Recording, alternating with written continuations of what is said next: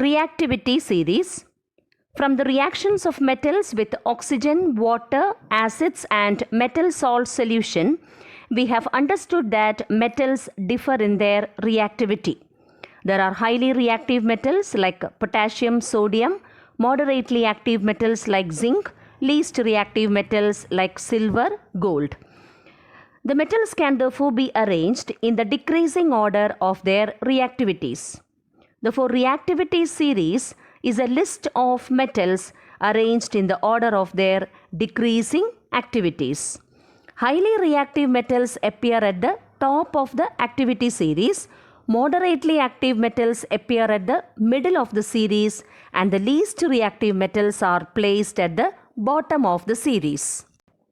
Let us learn the order in which the metals are arranged in the reactivity series. Potassium, sodium, calcium, magnesium, aluminium, zinc, iron, lead, hydrogen, copper, mercury, silver, gold. Though hydrogen is a non-metal, you will find that it is placed in the reactivity series. It is because, like metals, hydrogen also loses its electron to form positively charged ion H+ ion. What is the use of reactivity series? Reactivity series can be used to predict whether a metal can displace another metal in a displacement reaction. Metals placed at the top of the reactivity series can displace metals which are present at the bottom of the series. For example, zinc lies above iron in the reactivity series. Therefore, zinc can displace iron from ferrous sulfate solution. Now consider another example.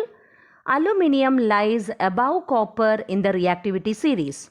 Therefore, aluminium can displace copper from copper sulfate solution. Now consider another example. Copper lies below iron in the reactivity series. Therefore, copper cannot displace iron from ferrous sulfate solution. We can also know whether a metal can displace hydrogen from acids like hydrochloric acid, sulfuric acid from the reactivity series.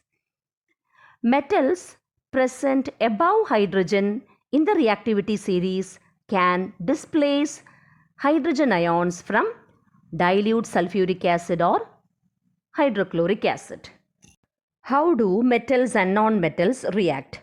To understand how a metal reacts with a non-metal, we should know the electronic configuration of both metals and non-metals.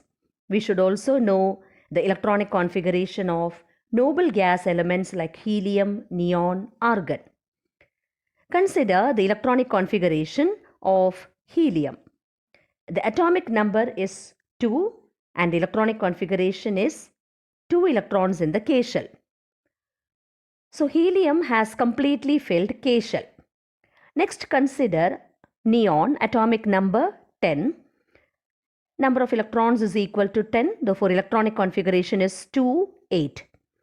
Thus in neon, 8 electrons are present in the outermost shell. Now consider argon, another noble gas element.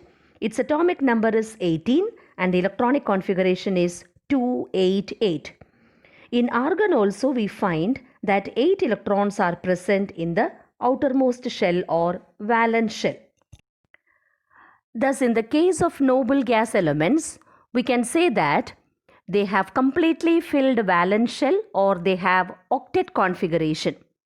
Since their outermost shell is completely filled, noble gas elements are chemically inactive or chemically inert. They show very little chemical activity. Therefore, we can explain the reactivity of elements as a tendency to attain octet configuration or completely filled valence shell.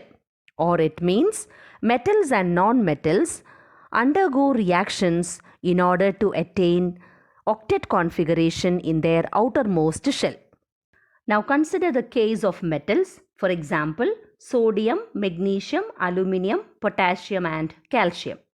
The atomic number of sodium is 11. The number of electrons is equal to 11. Therefore, the electronic configuration is 281. Magnesium, atomic number 12. Number of electrons is equal to 12 and its electronic configuration is 282. Aluminium atomic number 13, number of electrons 13 and electronic configuration is 283. Potassium atomic number 19, number of electrons is equal to 19 and electronic configuration is 2881. Calcium atomic number 20, number of electrons 20 and electronic configuration is 2882. In the case of sodium, which is the outermost shell? M shell. And how many electrons are present in this valence shell? Only one electron. Next, consider magnesium, which is the outermost shell in the case of magnesium? M shell. And how many electrons are present in this shell in the case of magnesium? 2 electrons. Now consider aluminium. How many valence electrons are there?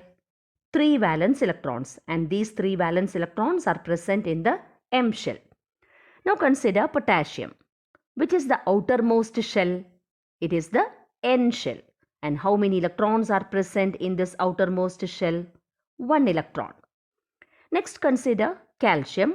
How many electrons are present in the outermost shell? In the case of calcium, 2 electrons are present in the outermost shell.